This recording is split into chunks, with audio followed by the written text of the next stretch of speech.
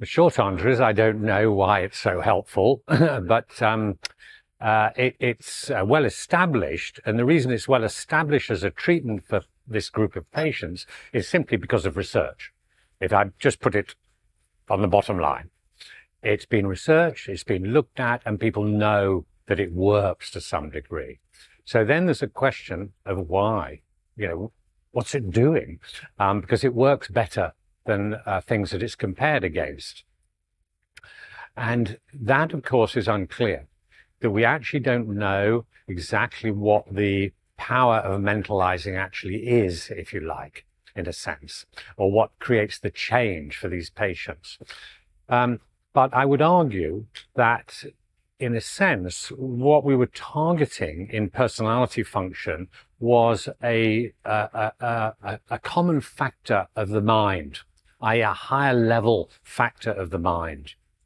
And in targeting it, we actually targeted a sort of central component of personality functioning. So in other words, mentalizing is the core dimension of the way personality functions. And in stabilizing it and in actually increasing its robustness, actually that's its sort of strength, we actually allow the individual, as it were, to use that to create the circumstances of their own change. Okay, so in a way, their mentalizing is the fuel, and they use that fuel to organize themselves within their social world, and they begin to reorientate and learn about themselves in their social world and from their social world, and that's where the change takes place. So it's not that we're great therapists, it's actually we've targeted something which is as it were, a core element of how human beings actually function in their social worlds, and it allows them to increase their resilience and allow change to take place.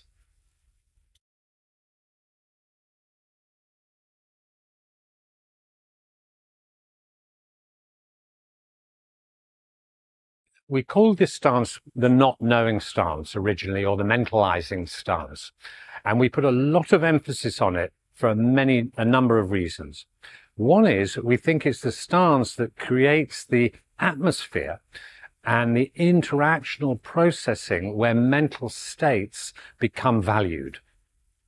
So instead of mental states being, as it were, something we don't think about, as it were, they become the central element. And so we ask the therapists to make sure that they maintain their own mental states and have a constant interest in mental states. Not just their own, of course, but actually the patient's.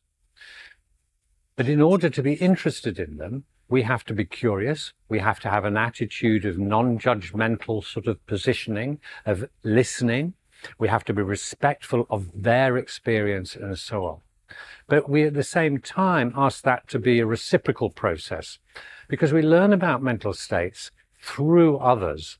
So in other words, our patients have to some degree learn about their mental states through our mind states. So MBT has a reciprocity about the therapeutic process. So there's an equality within the sort of attitude of MBT and the therapy.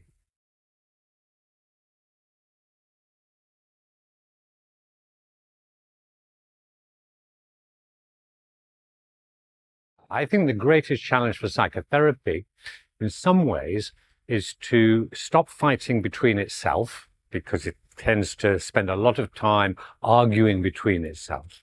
I think it's got to stop that. I think this is not productive, generally speaking.